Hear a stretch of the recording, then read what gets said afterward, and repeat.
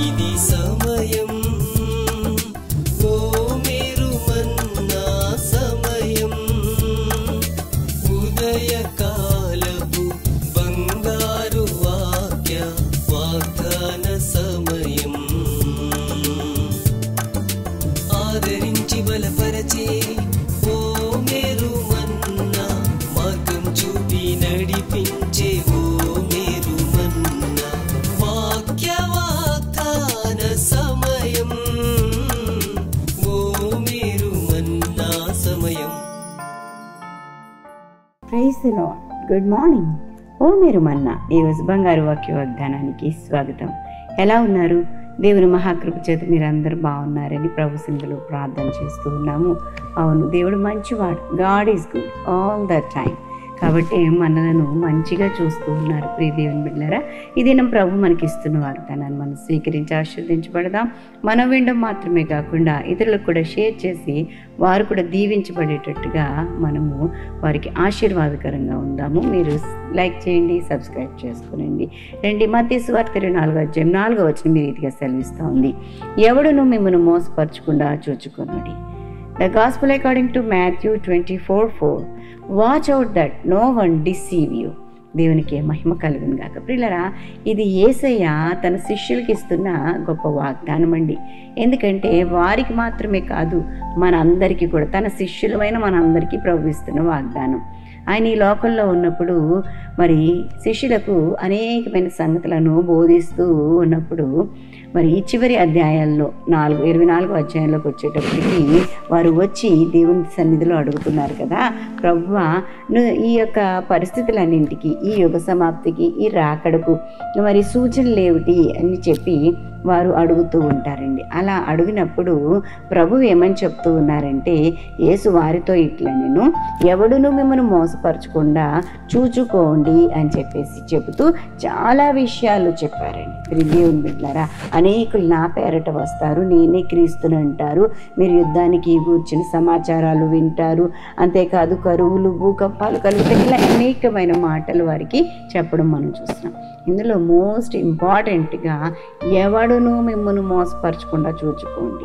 మీరు ఈ రోజున ఆలోచన చేయండి, ఒకరినొకరు మోసం చేసుకుంటంలో మరి నిష్ణాతులు అయిపోయారు ప్రజలు. చిన్నవారు మొదలుకొని పెద్దవారు వరకు, వృద్ధుల వరకు కూడా మరి వారికి ఉన్న జ్ఞానం చేత ఒకరిని ఒకరు మోసం చేసుకుంటూ ఉన్నట్లుగా లోకంలోని పరిస్థితులు మనకి అర్థమవుతూ ఉన్నాయండి. అన్ని రీతులుగాను కూడా ఏదో సంపాదించాలి, ఏదో చేయాలని చెప్పి ఒకరిని ఒకరు మోసం చేసుకుంటూ ఉన్నారు. దేవుని బిడ్డలారా, మరి క్రైస్తవ బిడ్డలమైన మనం, విశ్వాసులమైన పిలువబడుతున్న మనము చాలా జాగ్రత్తగా ఉండాలి. మనము పావురం వలె నిష్కపటంగా ఉండాలి, పాముల వలె వివేచన కలిగి ఉండాలి. ప్రభువు మనకి హెచ్చరిస్తున్న మాటలు, తన శిష్యులకు చెప్తున్న మాటలు, ఎవడును మిమ్మల్ని మోసపరచకుండా జాగ్రత్తగా చూసుకోండి అని చెప్పేసి చెప్తా ఉన్నారు. ప్రియ దేవుని బిడ్డలారా, 7వ అధ్యాయంలోనికి మనం వెళ్తే 15వ వచనంలో అబద్ధ ప్రవక్తలను గూర్చి జాగ్రత్త పడండి అని చెప్పి చెప్పడం మనం చూస్తున్నాం. వారు గొర్రె చర్మం వేసుకుని మీ వద్దకు వత్తురు, కానీ లోపల క్రూరమైన తోడేళ్ళు, వారి ఫలము వలన మీరు వారిని తెలుసుకుందురు అని చెప్పేసి చెప్తారు. చాలా క్లియర్గా ప్రభు మనకి మరి ఇక్కడ క్లియర్ పిక్చర్ ఇచ్చినట్లుగా చూస్తూ ఉన్నాం. ఎందుకు అంటే పిల్లలు, అనేక మంది ఇప్పుడు మరి అబద్ధ బోధకులు బయలుదేరారు. దేవుని వాక్యానికి కలిపి చెరిపి చెప్పేవాళ్ళు కనబడుతూ ఉన్నారు. కాబట్టి ఈ విశ్వాస జీవితాన్ని కొనసాగించడం కొంచెం కష్టమైన పని అయితే మోకాళ్ళ మీద సమస్తమును సాధ్యమని మాత్రం నేను చెప్పగలను. ప్రియ దేవుని బిడ్డలారా, ఈ మోసాల బారిన పడకుండా, మనము మోసపోకుండా, ఇతరులు మోసపోతూ ఉంటే వారిని హెచ్చరిస్తూ మనము జాగ్రత్త పడాలని చెప్పి తెలియచేస్తూ ఉన్నాను. ఎందుకంటే ఎవరైనా అబద్ధ ప్రవక్తలు కానీ, అబద్ధ బోధకులు కానీ వచ్చి మనకి ఏదేదో చెప్తూ ఉంటే ఆ మాటలు ఎలా ఉంటాయంటే చాలా తీయగా ఉంటాయండి. కల్పన కథలకు అవి చాలా మృదువుగా ఉంటాయి. వీటిని వెంబడించాలన్న ఆశ పుట్టేటట్టుగా ఉంటాయండి. కాబట్టి వాటి వెంబడి పోవద్దు అని చెప్పి మనవి చేస్తూ ఉన్నాను. ఏ తండ్రి వారి పిల్లలను జాగ్రత్తగా చూసుకోకుండా ఉంటాడు? ప్రియ దేవుని బిడ్డలారా, మీ ఆత్మీయ తండ్రికి, మీ ఆత్మీయ గురువుకి మీరు లోబడి జీవించాలని చెప్పి మనవి చేస్తున్నాను. వారు మీ క్షేమం కోసము, మీ యొక్క అభివృద్ధి కోసమే ప్రయాసపడుతూ ఉంటారు నిత్యము. కాబట్టి దైవజనుడు నీకు ఏం చెప్తూ ఉంటాడో దాని ప్రకారంగా నీవు జీవించాలి, కానీ అటు ఇటు త్రోవ తప్పవద్దు అని చెప్పి ప్రేమతో మనవి చేస్తూ ఉన్నాను. ఎందుకు అంటే, ఏర్పరచబడిన వారిని సైతం మోసపుచ్చడానికి అపవాది ఎవరిని మృంగుదునా అని గర్జించు సింహం వలె తిరుగులాడుచూ ఉన్నాడు. కాబట్టి ఎలాగైనా మన విశ్వాస జీవితాన్ని నాశనం చేయడానికి వాడు ప్రయత్నం చేస్తున్నాడు. కాబట్టి ప్రియ దేవుని బిడ్డలారా, మీరు అనుకోవచ్చు, మరి ఇలాంటి మృదువైన మాటలు మంచిగా ఉన్నాయండి, అన్ని నిజంగానే కనబడతా ఉన్నాయి, మేము ఎలా తెలుసుకోగలుగుతాము అంటే, దేవుని యొక్క వాక్యంలోనే చక్కగా వ్రాయబడి ఉంది. వారు గొర్రె చర్మం వేసుకున్న తోడేళ్ళు, వారు ఎలాంటి వారు నీకు ఎలా తెలుస్తుంది అంటే, వారి ఫలము వలన తెలుస్తుంది అని చెప్పి తెలియజేయబడిందండి. రోమిలకు రాసిన పత్రికలో 16వ అధ్యాయము 18వ వచనం చూస్తే, అలాంటి వారట ఎలా ఉంటారంటే, ప్రభువైన క్రీస్తుకు కాక తమ కడుపుకే దాసులుగా ఉంటారండి. వారి కోసమే హెచ్చిపోతూ ఉంటున్నప్పుడు నువ్వు ఆ యొక్క ఫలాన్ని చూసి గ్రహించాలని చెప్పి మనవి చేస్తూ ఉన్నాను.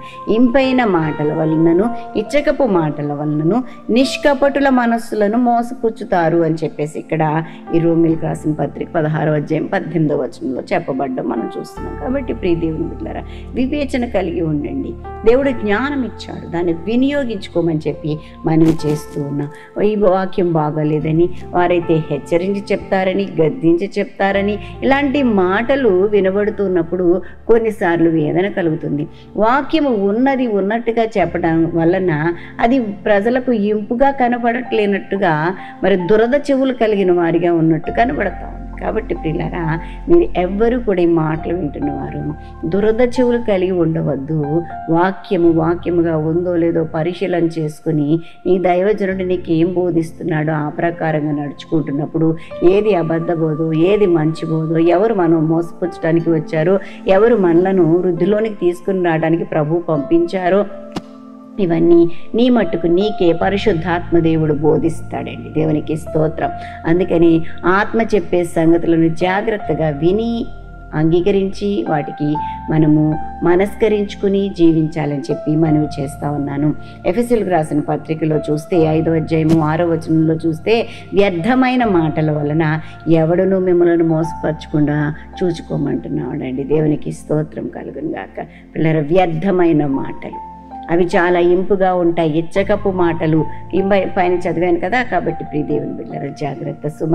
ప్రభు త్వరగా రాబోతూ ఉన్నాడు. ఆయన రాకడకు, యుగ సమాప్తికి సూచనలు లేవని శిష్యులు అడిగినప్పుడు మిమ్మల్ని ఎవ్వడు మోసపరచకుండా చూసుకోమని చెప్పి ప్రభు వారిని హెచ్చరించాడు. ఇదే హెచ్చరిక నాటి నుంచి నేటి వరకు మన అందరికీ ప్రభు తెలియజేస్తూ ఉన్నాడు. ఇప్పుడు అనేకమైన సూచనలు మనం చూస్తూ ఉన్నాము.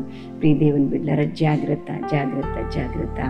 ఆశీర్వదించబడండి. వాక్యము చేత వివేచన కలిగి పరిశుద్ధాత్మ దేవుని యొక్క సహాయంతో ముందుకు నడవండి. అద్భుత కార్యాలు, ఆశీర్వాదాలు అనుభవిస్తారు. అటు విధమైన కృపాభాగ్యం పరిశుద్ధాత్మ దేవుడు మనందరికీ అనుగ్రహించి నడిపించును గాక. ఆమేన్. పిల్లరా, ఈ దినం బర్త్డేస్ మరియు వెడ్డింగ్ యానివర్సరీస్ జరిపించుకుంటున్న వారికి శుభాలు తెలియజేస్తున్నాను. నూతన వస్త్రంలో నూతనమైన దీవెనలు ప్రభు మీకు ప్రసాదించును గాక. మీ కొరకు ఒక వాగ్దానం జ్ఞాపకం చేస్తాను. యెషయా గ్రంథంలో 47వ అధ్యాయము 4వ వచనం, సైన్యములకు అధిపతియు ఇశ్రాయేలు యొక్క పరిశుద్ధ దేవుడు నగు యెహోవా అని మీ విమోచకునికి పేరు. దేవునికి స్తోత్రం. ప్రియ దేవుని బిడ్డలారా, నీ దేవుడు గొప్పవాడు, ఆశ్చర్యకరుడు. ఆయన యొద్దకు రండి. ఆయన సైన్యములకు అధిపతి యగు దేవుడు. శత్రువు పక్షంగా, నీ పక్షంగా, శత్రువుని ఎదిరించి నీ పక్షంగా ఆయన యుద్ధం చేసే దేవునిగా ఉన్నాడు. ఆశీర్వదించబడండి. ప్రార్థన చేస్తాను, నాతో ఏకీభవించండి. పరిశుద్ధుడానికి వందనాలు చెల్లిస్తున్నాను. మహిమగల దేవుడా, మా బిడ్డలను ఒకసారి జ్ఞాపకం చేసుకునండి ప్రభా.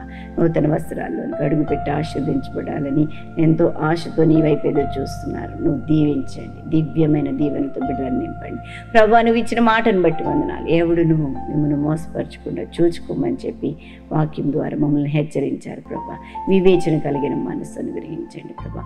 నిష్కపటమైన మనస్సు అనుగ్రహించండి. పరిశుద్ధాత్మ దేవుడా, ఏది మంచి, ఏది చెడు తెలుసుకొని బ్రతకగలడానికి కృప చూపించండి ప్రభా.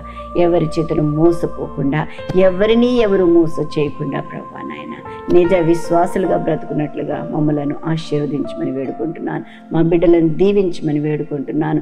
సంఘాలను దీవించమని వేడుకుంటున్నాను. ప్రియ పరిశుద్ధాత్మ దేవుడానికి వందనాలు. నీ దివ్యమైన ఆశీస్సులు మా బిడ్డలపై ఉంచండి. వాక్యానుసారంగా బ్రతికే భాగ్యం ఏనైనా తండ్రి, ఏది నిజమైన వాక్యము గ్రహించుకునే జ్ఞాన వివేచన కలిగిన ఆత్మ చేత బిడ్డలు నడిపింపబడదురుగా కని ప్రకటిస్తున్నాను ప్రభా. నీకు వందనాలు. ఇది దీవెల్లన్నీ అనుగ్రహించండి. ప్రయాణాల్లో, పనుల్లో, ఉద్యోగ ధర్మాలు నిర్వర్తించటంలో ప్రభా బిడ్డలకు తోడుగా ఉండండి. న్యాయం, నీతి, యథార్థత కలిగి బ్రతికే భాగ్యం దయచేయండి. ఇంకా ఎవరైనా ఈ దినాన్ని బట్టి చీకులు, చింతలు, వ్యాధులు, కష్టాలు, ఇరుకులు, ఇబ్బందులు, నిందలు, అవమానాలు ఉంటే యేసు నామంలో విడుదల కలుగునుగాక. నీ మహిమ గల హస్తాలకు బిడ్డలను అప్పగిస్తూ ప్రభానికి వందనాలు. మీరే పోషకుడుగా, సంరక్షకుడుగా, ఆలోచనకర్తగా ఉండండి. ఆయుష్, ఆరోగ్యం, గౌరవ ప్రభావాలతో నింపండి. యేసు నామం నడి వేడుకుంటూ ప్రార్థిస్తున్నాం తండ్రి. ఆమేన్. మన తండ్రిని దేవుని ప్రేమ, కుమారుడైన యేసుక్రీస్తు కృప, పరిశుద్ధాత్మ దేవదేవుని నిన్న సహవాసం బిడ్డలెల్లరికూ సదా తోడై ఉండునుగాక. Amen. Amen. Have a wonderful day. God bless you all.